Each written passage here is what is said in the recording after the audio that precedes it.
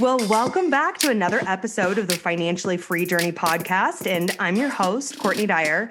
And as you know, this podcast aims to dispel the seemingly complex topic of personal finances and money management, debt, savings, investing, and all things small business. Now, today I have brought on a very special guest, a guest with over 40 years of industry experience. I have Hunter William Bailey, or I might call him Bill a couple times during this episode, but you know, Hunter William Bailey, he's joining us today, and he's the founder of Wealth Strategies, which is a retirement asset management services company, and he's been offering financial services since 1980. So, Hunter knows what he's talking about. He didn't really follow the traditional financial planner's path.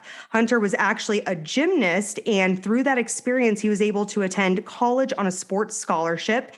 And this accomplishment happened, and it defied all the odds from his childhood and actually being the first of his family to graduate high school. And I love this because Hunter didn't always have it easy, guys. And through perseverance, hard work, and consistency, he was able to break the cycle, successfully attend college, and build a highly profitable company that helps people build wealth. So, Hunter, welcome to the show today. Hey, thank you so much. It's fun to be here, Courtney. Thanks for having me. Well, if we were in person, I would say, let's do some tumbling together because I too was a gymnast. Yeah. So I can relate on that level. It's just, sometimes do you just think, I just want to go to a gym and do a tumbling class? We'll have to talk, and I won't take much time, but I came up with it. Remember, you'd sit on the beam and buck to a handstand. Yep. Had a gymnast push from the hands, do a straddle front, and land back on her hands on the balance beam. Never done before and never done afterwards. But that's another story. It's another story, but it's multifaceted. You are a multifaceted man with so much experience. I'm really excited to dive into your book and your process and really, what your company is all about. And as I said earlier, you have years of industry experience and you have really successfully helped people achieve their money goals. So I'd love to know, in your opinion, what is the first step that the listeners need to take to make sure that they're on track for retirement? First thing is attitude. Educate yourself as best you can. Don't fall prey to these get-rich-quick schemes that you see online or everywhere. I'm always hearing about young people that are getting off the rails, trying to invest, kind of like a GameStop little game plan. Yep. And they follow the trends and they don't go back to the basics. The first thing you've got to do is obviously have good employment and good health and good life, but then you've got to build up a cash reserve, not earn anything, just have the money available in case you lost your job or you're disabled. Then you buy all the little insurances that we hate to buy. Then you can start the investment process, but be down to earth. Don't expect to get something handed to you. There are no quick get rich quick plans out there for people. It's got to make sense and it's got to be real. Have you seen over the past 40 years, this idea of instant gratification really increase with the over generation, as far as the returns and the rise of cryptocurrency and people, making a 200% return on their money? I mean, what's your take on the way that the attitude has really changed? Yeah, it's unfortunate because there's a lot of opportunities being leveraged into non-opportunities. People are putting things out there, throwing money on the desk and the bed and saying, look at how rich I am. But then the reality is they don't always make it. They're making it off other people's money. Back in 1980 plus, there used to be limited partnerships. We all thought these general partners were so smart. They did real estate. We invest with them. They have a dinner and then they ride off in the sunset with your money, making up some excuse why they lost it.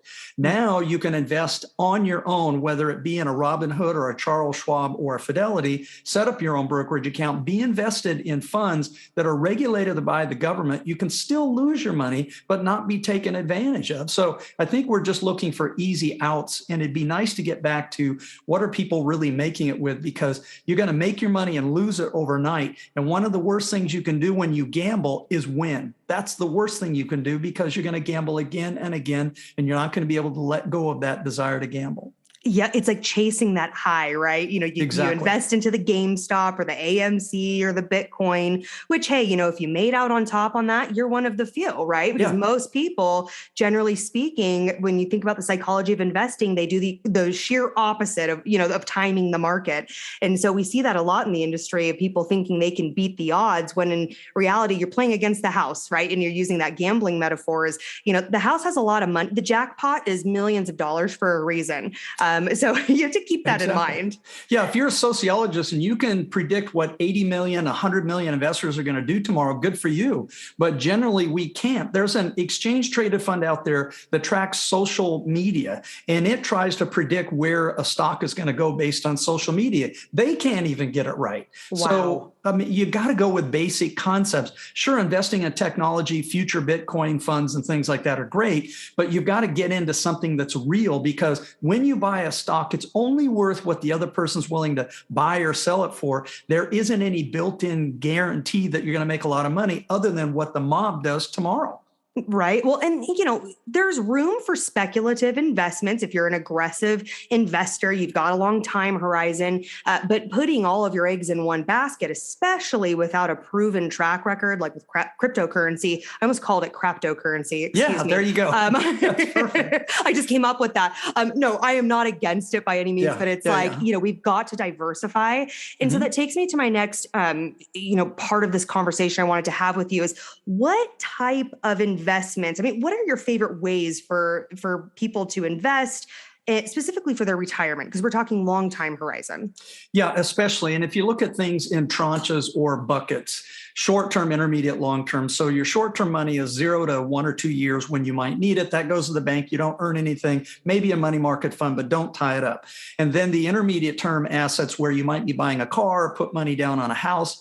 I would buy into short-term bond funds, balance funds, stocks, things that might take some bruising. And within 3 years, you'll hold on to it for 3 years. And if it drops, you can cash it out, not lose too much. And then the other assets, 3 years and beyond, would obviously be individual stocks or exchange traded funds. But you've got to balance it out. Short term for cash, intermediate, take some bruising, but I can get my money. And long term, if it's down 50%, I have to add to it. I just don't bail.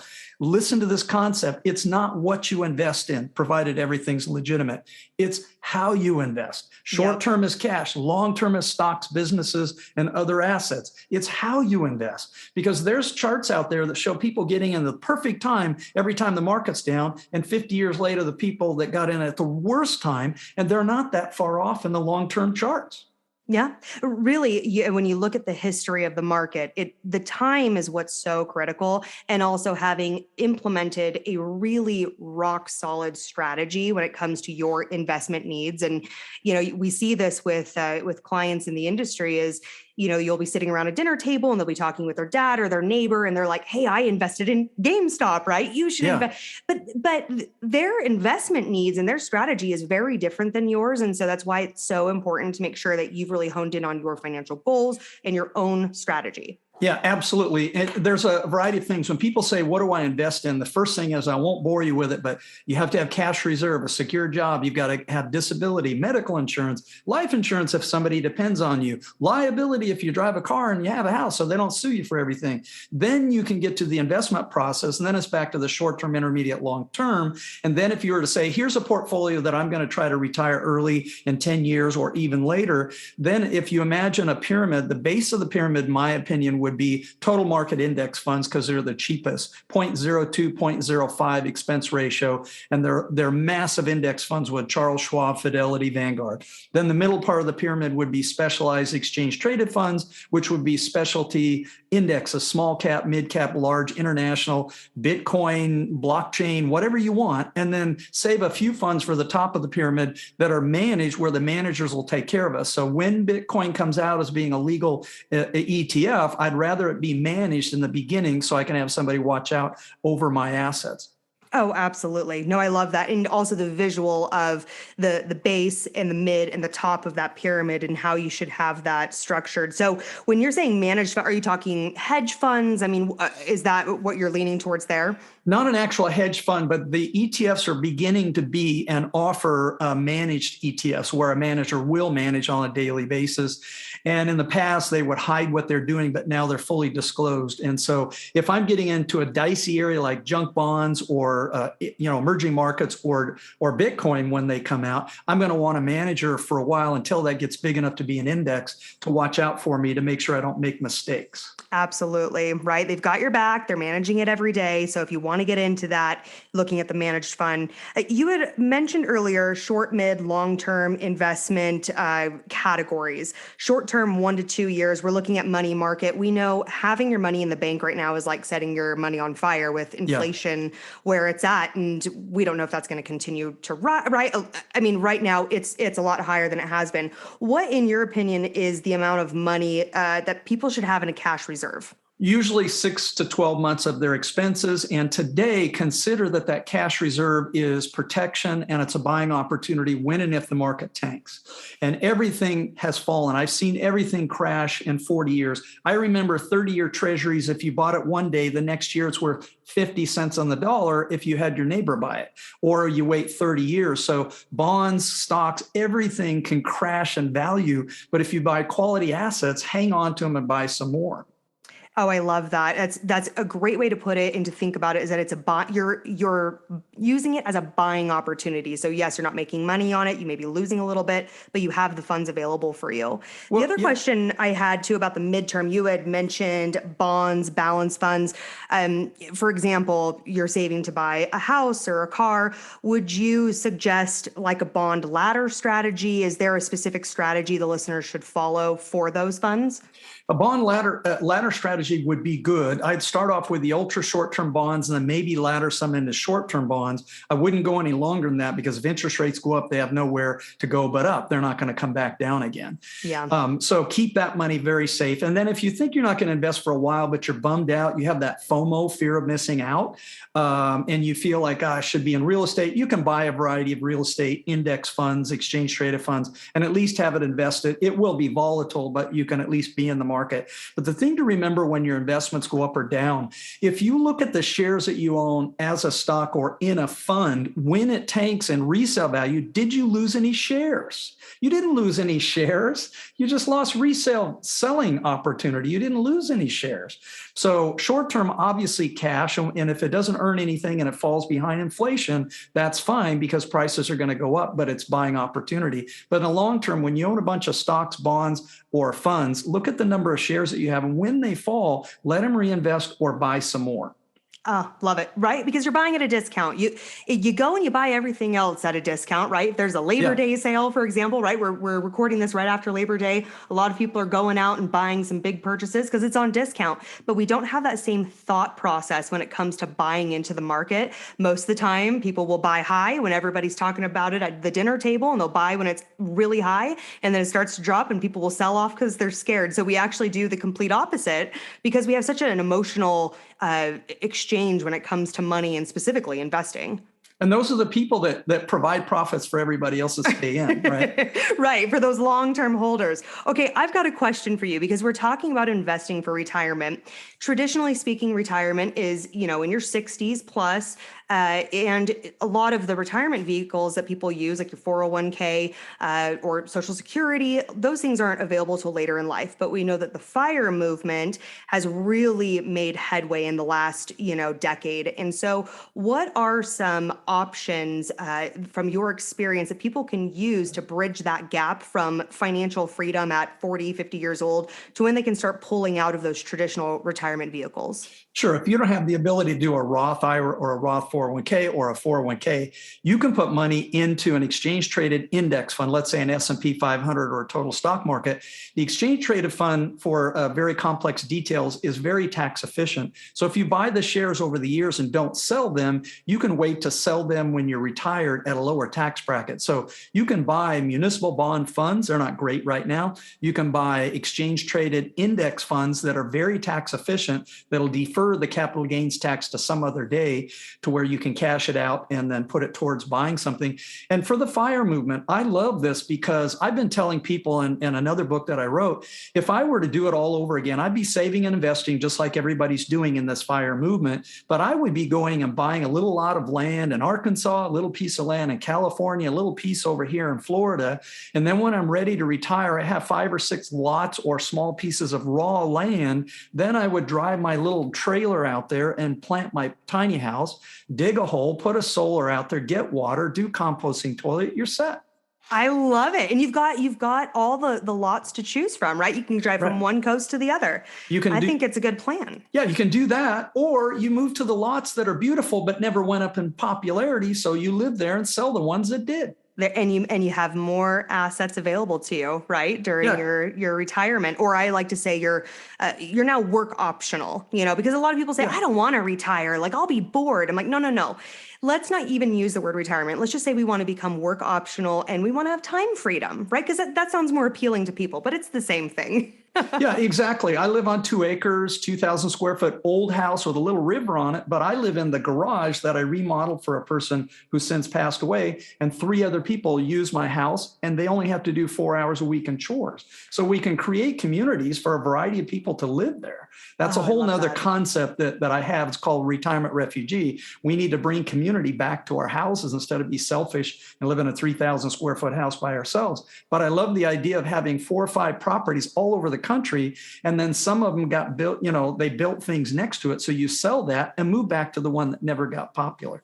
Oh, I love that. Retirement refugee. I'll have to link that in the show notes as well for people listening interested in that, because that's something that a lot of people do talk about. It's like other generations, it's like multiple generations of the family lived in a home together. They were a community, took care of each other. And now it's like, hey, no, you're all siloed. You take care of yourself. You're going to have to pay for, assisted living. And so it's just the cultural expectation has absolutely changed within that. But Absolutely. Okay, so let's talk about, from your experience, 40 years of experience. That's a very long time. So you have probably plenty of battle stories you could share. But what would you say is the biggest money pitfall that you've seen over the years? And how can the listeners avoid making this mistake?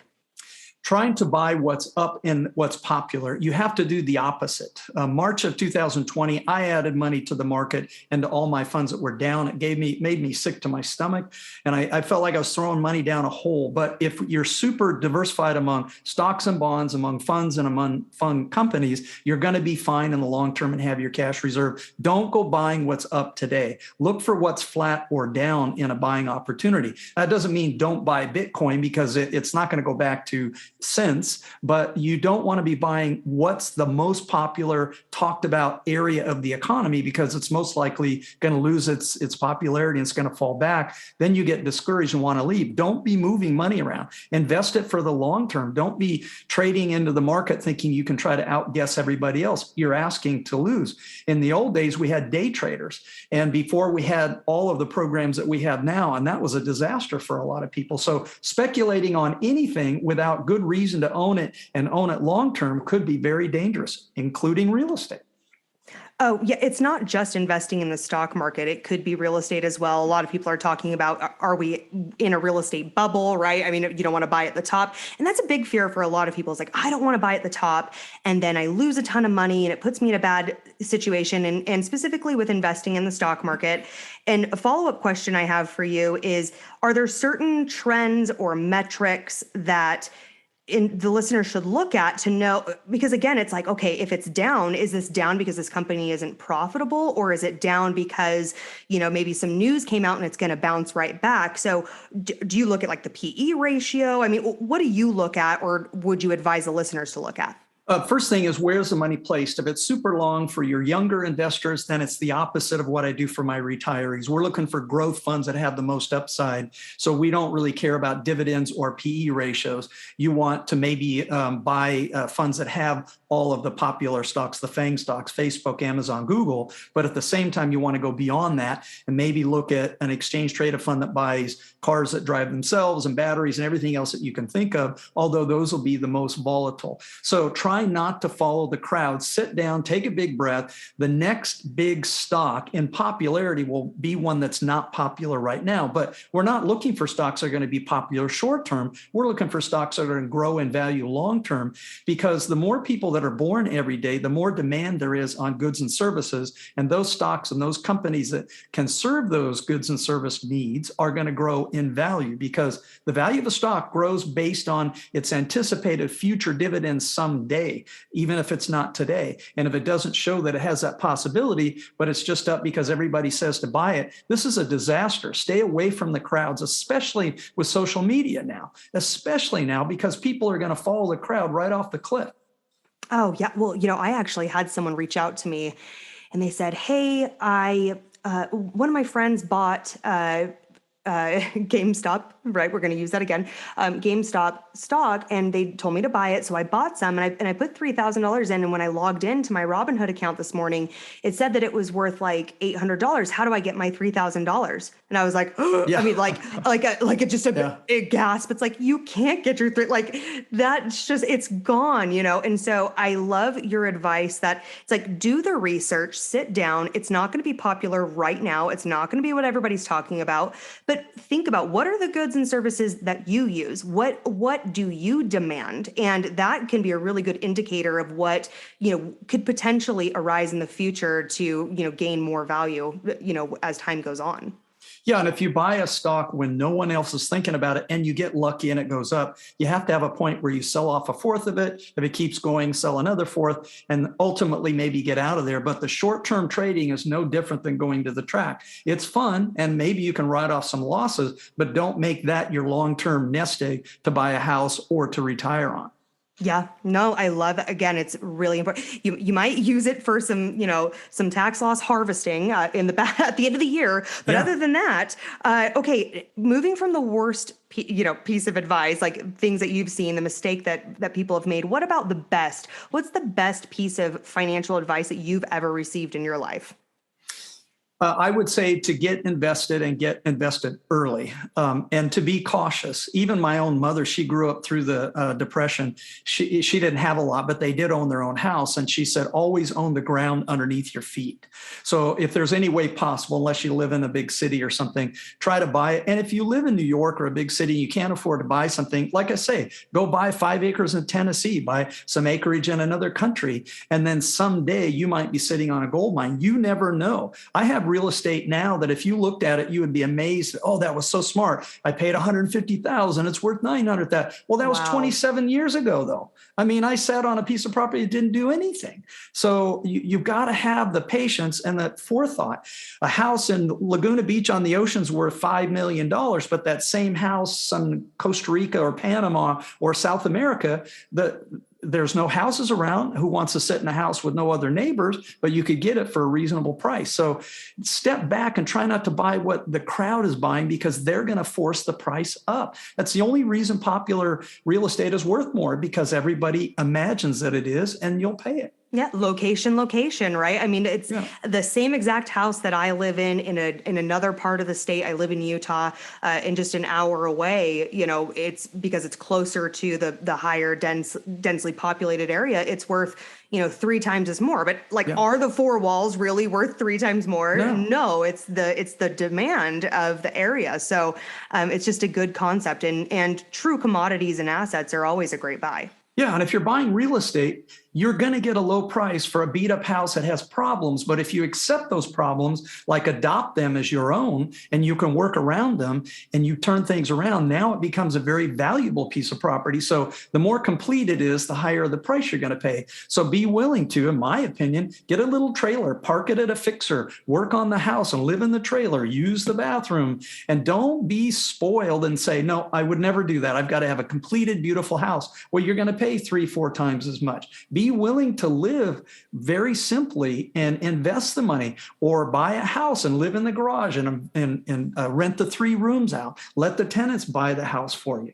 We just expect so much. But if you start over from the basic level and work your way up, that's fine. I love that. What do you think is one of the reasons why people, it seems like such simple advice, right? Where it's like, it seems like it's so easy, right? Like everybody would know that. Why do you think people don't do this? I think, well, we're brought up, especially younger people now, in a capitalist society, which is great. It creates freedoms and the things that we need, but it's the social media and the marketing that they're selling us on. If you don't buy this concept or this item, you're going to miss out. And some person that's very popular is telling you that, these people that represent the products. We need to go back to basics, because of my generation, not that it was any better, but we didn't grow up with the internet and all these things that were accessible to us. We all thought thought we would be blue collar workers and not have the opportunities that you guys have. But sometimes there's people online that create false opportunities and you can't see it. But who's going to give you anything for free? You're going to either have to wait a long time, work super hard, or watch it crash before it grows in value and makes you a lot of money. It's really the concept between instant gratification versus deferred gratification, right? And it's, Exactly. as you said, expecting it now without the work behind it usually means it's probably not going to pan out, because who's going to give you something for nothing? And so understanding deferred gratification, because it's like, look, you're going to be 50 at some point, right? You hope, God willing. So you might as well be saving along the way. You're going to hit that milestone anyway. You might as well set yourself up for success, because it's going to happen whether you like it or not. So. Yeah, it's a lot better to save and invest and end up with too much than not enough, obviously. And if you end up with way too much, we can fix that problem in about 10 seconds. You write a check to your favorite charity and it's done. But how long does it take to recover and get back where you are? I'm expecting to let older people, I have one person's in her 50s and she can't make it. So I let them live on the property. One objective would be is to buy a property, rent several rooms to buy it. And then someday when it's paid off, then let people that you want to help out come and live on your property and do work. You can create your own communities. Don't wait for the government to do it.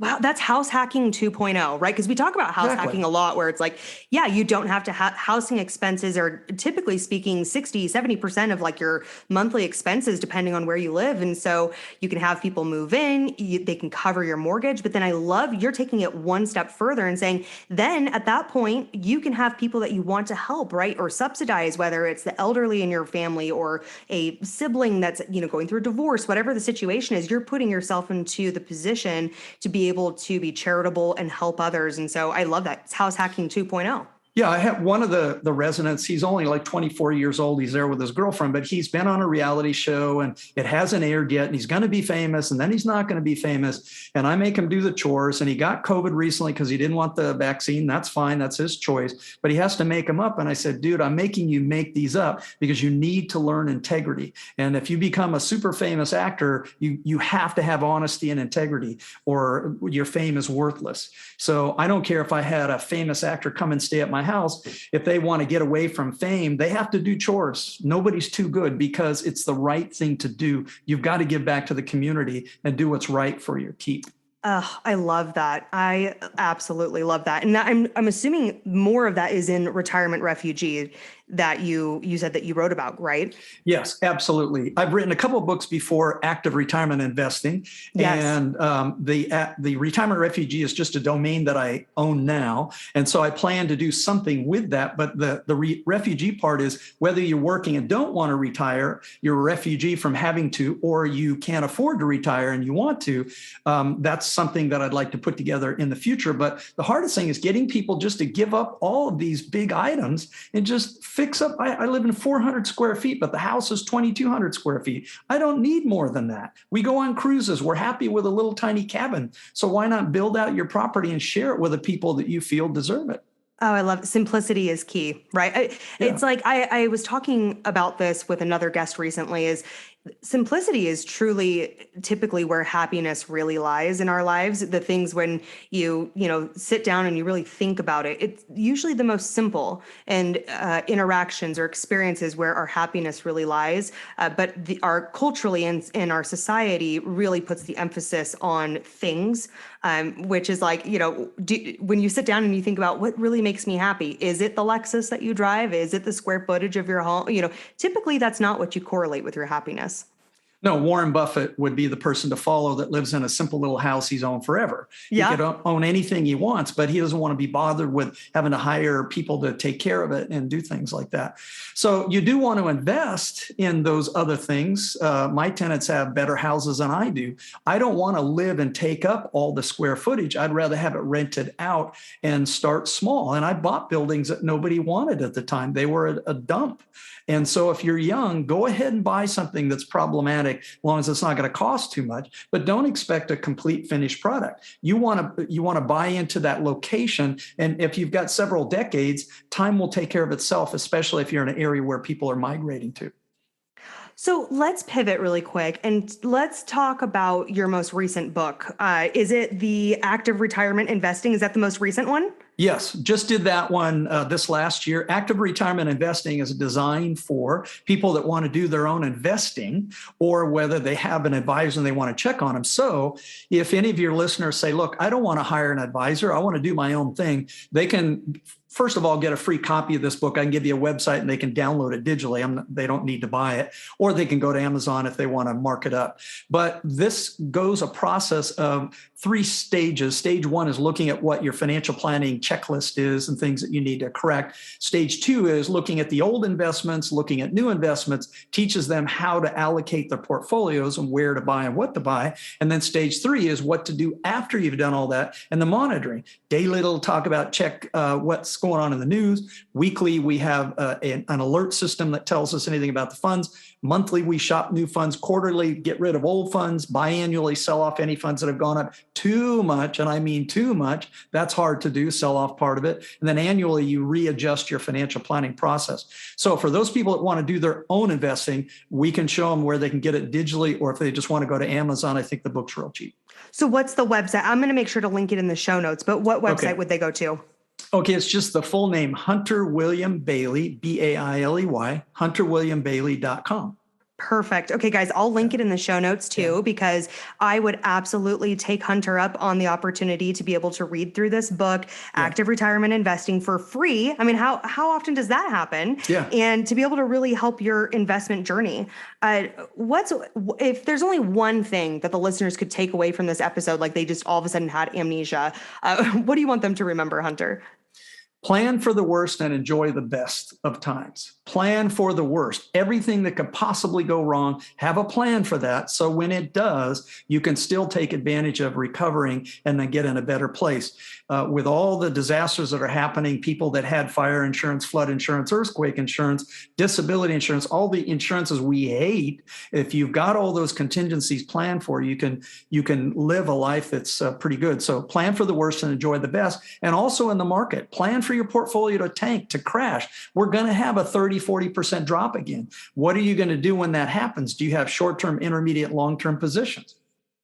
Plan for the worst and enjoy the best. I think that is some pretty key financial advice. It really ties into the discussion that we had today. Planning is critical, because if you want to be financially free and independent, you have to have a really good strategy in place. And then everything else will fall in, right? You're going to automate your strategy once you've figured that out and laid a foundation, and everything will fall into place. And that delayed gratification that we spoke so much about. So Hunter, thank you so much for joining today. I really appreciate you taking the time and coming on and sharing your wisdom with us. Hey, my pleasure. And if you guys ever want to do a joint venture, what is it? Retirement Refugee domain is still empty, but I own it. So hey, there's something there that we can do. I like that. I'm gonna take you up on it. Yeah.